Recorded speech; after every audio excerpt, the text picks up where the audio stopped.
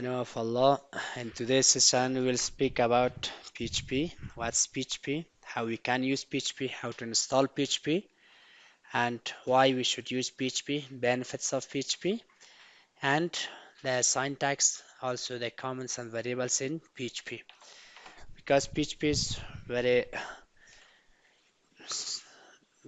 not a large or not a big programming language, but a very tiny programming language. Actually, it's a scripting language, not a programming language. We cannot say, as we can say HTML as a language. So we can say PHP is a language, but not a programming language because it's a scripting language. We can write programs as we do in Java and C++, but we write a script for web applications, websites, dynamic web applications, dynamic websites. So we are doing PHP for a scripting language. As here says, so as of our previous references, we use W3 schools tutorials for better understanding of the theoretical and the practical of PHP. So PHP is a server scripting language and a powerful tool for making dynamic and interactive web pages. PHP is a server, a scripting language and powerful for making dynamic and interactive web pages. And last sessions in concepts of web, we said that we have two main concepts in our web applications. One is web designing. The second one was development, web design, and web development. In web design, we had this client-side technologies like HTML. So web design is to client side. What it means client side? That for interpretation and processing of language that we doesn't need any server or any compilers. The browser is enough. The browser is enough to compile and interpret language. But another we had the server side or web development. Server side. Server side means the language that we need a server for them. Only browser is not enough. We need a server. So in client side we had technologies like HTML, CSS, and JavaScript. So, and the frameworks for JavaScript like React, Angular, they were the front-end technologies or the client-side technologies or that we use for web designing. But in web development, they are the server-side language. We have server-side language like PHP that we learn now, ASP, Node.js, and other languages that we have for server-side programming like Java, C++. These are the server-side C sharps. So we are focusing on PHP. So PHP is a server-side language that needs a server to interpret and translate its code to our browser and generates a simple HTML on client-side page, but process data on server. So that's why we call it a server-side programming language. As in tutorial, it says that server scripting language. And the next benefits, PHP is widely used, free, and efficient alternative to competitors such as Microsoft ASP. So there's another topic that we already spoke about. That is this open source technologies and the another is the closed source technologies. So PHP is free. While free, it's called open source. It means that everyone can contribute on it. But the competitors that we have alternative for PHP, there's Microsoft's ASP. ASP is the Microsoft product. It's also a scripting language that we use for programming in webs, but it's closed source. It's closed source, comes from Microsoft, but PHP is open source, and everyone can use it. Everyone easy to learn. So introduction says quickly what's PHP. So acronym of PHP is Hypertext Preprocessor. Hypertext Preprocessor will come on that. So first thing that on the introduction part that says PHP code is executed on the server. This page we see it's a client side. It's an HTML. It executes on my web browser, on my PC. But the PHP codes are executed on the server. We need a server. We used the XAMPP application previously. XAMPP, XAMPP is a package that has an Apache server. We have another servers, Apache, Nginx, Microsoft, and other servers. And PHP is compatible with all of them, with Nginx, with Apache, and also with Microsoft server. We have a server in Microsoft also that comes built in with our PCs. When you install Microsoft iOS, we don't need an installation. It comes with your Windows. Your Windows has iOS with itself. If you search in here, it comes internet server. So we have it on our system. You can enable it using the programming and features of your control panel. When you come on this, turn on a feature or off a feature, we have the internet service information. We have disabled this currently, but you can enable this. We have internet information service, IIS. IIS is a server that comes with your Windows and interprets the codes of ASP.NET. Mostly we use it with Windows Server, but in all versions of Windows, it comes with them. You don't need an installation. You can enable it and use it if you are development in ASP.NET. But if you are on PHP, you must install Apache or Nginx. These two servers are also free. You can use them.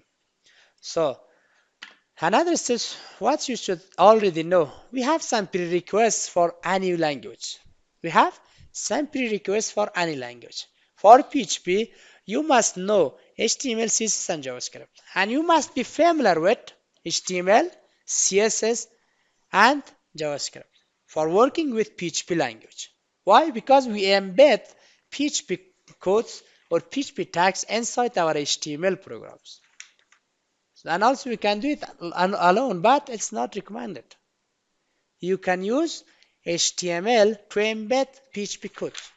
So you must know HTML, CSS, and JavaScript before going to PHP. And in the package of W3 School, I've transferred to your computers on our mobile phones. It has HTML, CSS, and JavaScript. If you are not familiar, I suggest you first learn them. First learn them and then head up to PHP. So what's PHP? Let me zoom it. What's PHP? PHP is acronym for PHP Hypertext Preprocessor.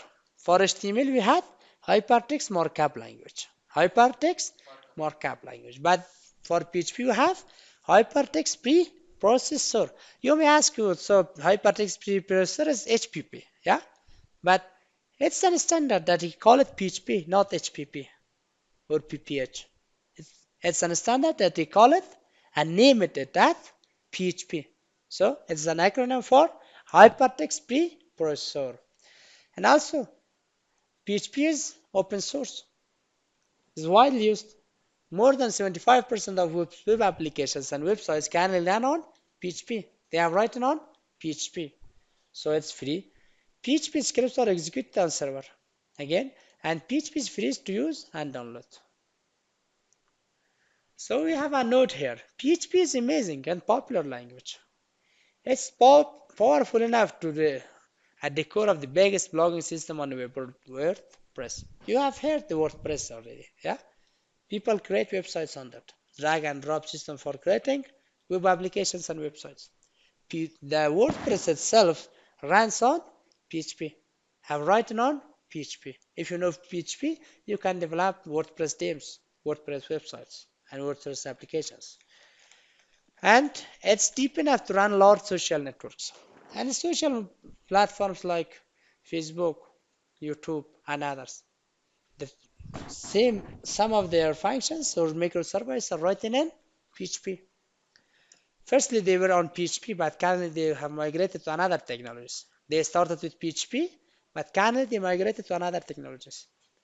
It's also easy enough to be beginner's first server-side language.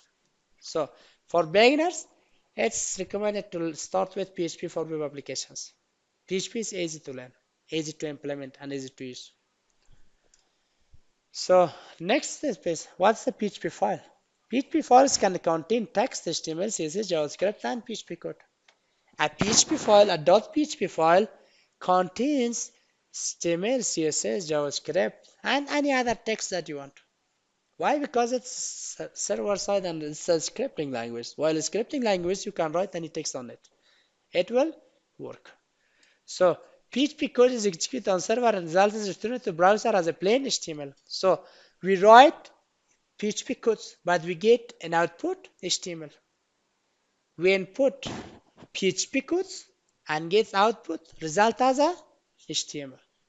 So you open websites and see there's only HTML, but actually behind the scenes there's PHP that generates HTML files. And the more thing that the extension for PHP is .php. Every file with .php means it's a PHP file. It has the codes of PHP. So what can PHP do? PHP can generate dynamic page content. PHP can create, open, read, write, delete, and close files on the server. When you used to upload your files on the web or download some files from the internet, they all done with PHP. There is a server-side PHP code that generates those files, executes those files. When you upload them, when you download them, when you edit some files on the web, they are all done with PHP. PHP can collect form data. You have registered to manage social media websites, yeah? You may fill out the surveys. All of them are generated using the PHP forms. PHP can send and receive cookies. Cookies is very general. Every website you open asks to accept cookies. Accept cookies. Cookies are some data. They store on your browser to get some information. And they can be harmful to your PC also. Sometimes they use it on a bad intent, like they grab your information, your MasterCard details, your passwords. They can collect your data using the cookies. So the intention of using cookies is different. Someone uses for their website developments focuses or getting your personalized ads, and someone uses in a bad way for collecting your personal information. You may have seen you're speaking with someone about a product. The next day you see the ads for that product. So the websites hears your voice using those cookies. The information they store on the cookies, they hear the search you do or the websites you go. According to your intentions on the webs, they store your information. And PHP can add, delete, modify data on your database. You can add, delete, or update informations on your websites and databases, MySQL database, Oracle database, SQL Server database. You can create databases using PHP. You can delete information, you can add information, you can modify information using PHP. And PHP can use to control user access. It controls the user access, user authorization and authentications. In web pages you have access. In web pages you are not allowed to access. You can control this on using PHP. And PHP can encrypt data. Sometimes you get some data like the passwords you write in plain text. PHP converts this as encrypted text. So others are unable to read your passwords. Others are unable to read your passwords. Why they can't read your passwords? Because PHP has encrypted. You use some encryption mechanism to encrypt your data using the PHP language. So with PHP, you are not limited to output HTML. You can output PDF files. You can also output any text such as XHTML and XML. So it's not limited to outputting the HTML only. You can get PDF output or XHTML or extensible markup language, the XML. So another thing is why PHP? Before, after what can PHP do? Why PHP? You should learn PHP. PHP runs on various platforms like Windows, Linux, Unix, Mac OS X, etc. Any operating system or any platform can run PHP. We have servers for them. So PHP is not server specific or platform specific. It says multi-platform and cross-platform. You can run your PHP files in any platform. PHP is compatible with almost all servers used today, Apache, iOS, Nginx, and others. So all servers across the world can process PHP codes. It's not limited to Apache or iOS or Nginx or other servers. All servers or nearly all servers that runs in the world can execute PHP codes. PHP supports a wide range of databases. PHP is not limited to MySQL. It can support any type of database. SQL database, NoSQL databases, and any DBMS or DBMS, DBMC, any types of database are supported in PHP. PHP is free. You can download it from php.net if you want only PHP, not the Apache server or MySQL collections. But if you want all of them, you can use the XAMPP package or WAMP package or LAMP and MAMP. And PHP is easy to learn. So currently we have PHP 8.3. So we have some updates on PHP 7, but not others. So PHP 7 is much faster than PHP 5.6 and has improved with error handlings, stricter type declarations for function arguments. For functions, you can define types and supports new operator like spaceship operator. So we'll come them on what are these and how we can use them. So how you can install PHP. To start using PHP, you can do either to find the web host online that supports PHP and MySQL, or install a web server on your own PC. Install a server on your own PC. You can use it in two ways. To buy a hosting from a host company or ISP company that provides support for PHP and MySQL, or you can install a web server on your own PC as we do the XAMPP installations. You can install XAMPP and work with PHP. So use a web host with PHP support. So web host is a company that provides hosting through a space on the cloud to you to access your websites. As you open the YouTube or Facebook, they are hosted somewhere and you can access them with their links. So if you don't want to use your own PC, you can work with a host company that they support PHP and MySQL. So, or set up your own PC, install a web browser, install PHP, and install a database like MySQL. We already did this step previously. And also you can use the compiler of W3 School if you are online or any other compilers. And how to check your PHP version? We have a function to check our PHP version. To use this, you must write it inside the PHP file. You must write it inside the PHP file and echo this because PHP version is a function that returns information about current installation of your PHP. For doing this, you must start your web server. So in this case, we have the Apache or XAMPP package. You can do this on your code editor and write on your PHP file, any PHP file, not specified any just one or some, but you can use any. Even you can write it on Notepad. Let me open this. So the 4DB, commenting all of them.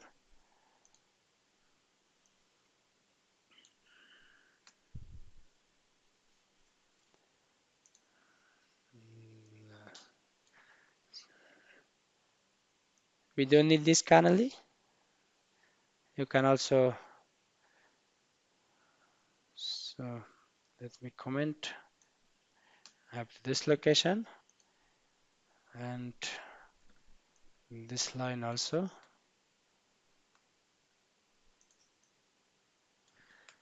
Now inside your PHP tag, just echo the PHP version function. If you open this file on your web browser, like head up to your local host and your project you have created or the file. Let me open this. What happened here? index.db. So it shows that our PHP version is 8.2.0. I don't know why it's not showing here.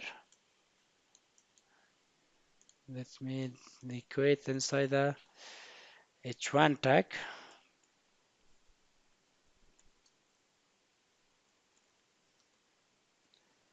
to see it, maximize it.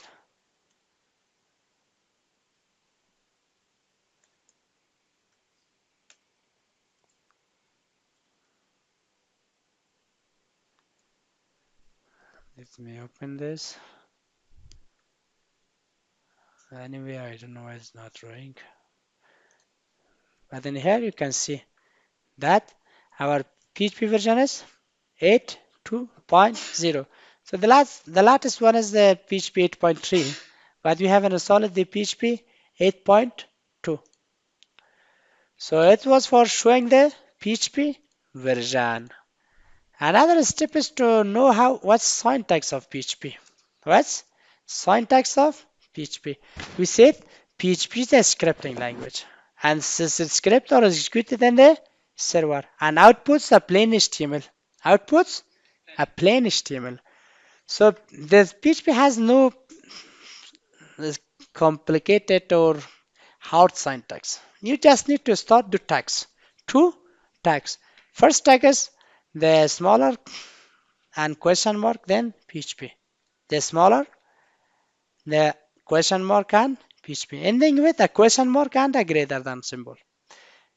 Two symbols at the start with a PHP and at the ending with a question mark, and anywhere of your PHP file when you put this, anything inside this two means it's a PHP code. A PHP executable code. But outside them are HTML codes. Inside this two tag, opening and closing tag, these are the HTML codes. But anything outside of them are not related to PHP. They are HTML. So you can place it in everywhere of your page. You have a HTML file, like if I open that project folder, class project folder. See, we have a PHP tag in here to include our header file. Yeah, but outside of this we have HTML. We can embed in here also. Like I can embed in here. I can start and end PHP. Anything inside this one, this is a PHP code. But outside of, they are HTML codes. Why? Because we can embed in every location of our HTML file. In every location of HTML file, we can embed our PHP code. So like this, we can do PHP version. And you can check it in your browsers. We had in class project test form. Now it shows that our version is 8.2.0. Or you can embed this with a text. Embed this with a text. My PHP version is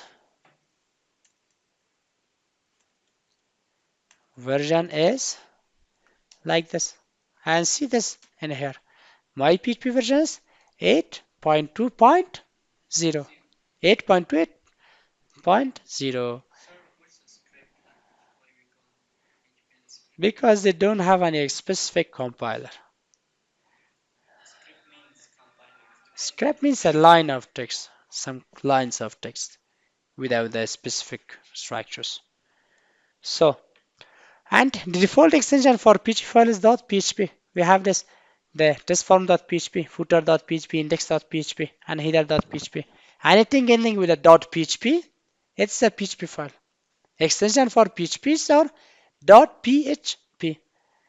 And a PHP file normally contains HTML tags and some PHP scripting codes.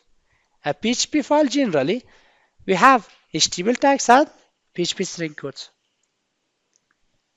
There's an example. We have a HTML file, embedded a hello world inside a HTML, echo hello world.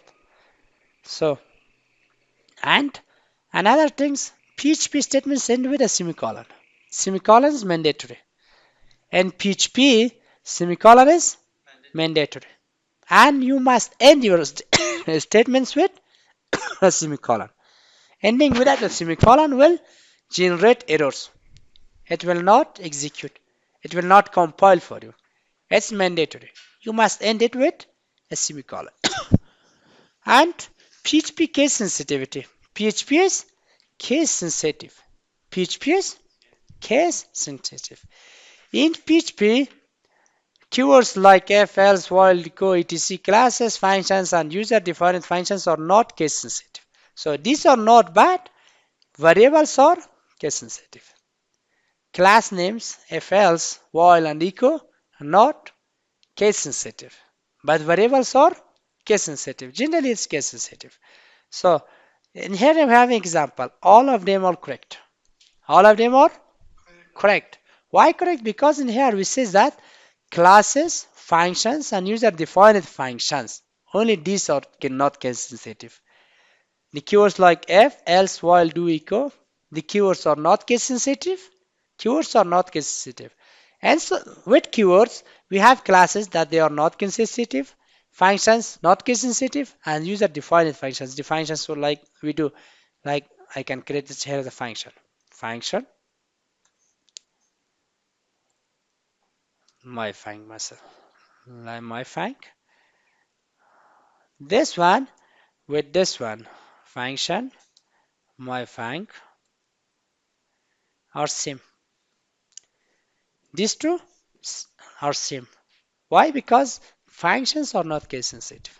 Classes are not case sensitive. Keywords are not case sensitive. But variables are case sensitive. Variables are case sensitive. Keywords are not case sensitive, but variables are case sensitive. If I have a variable like a and a variable a, they are two different variables. They are two different variables.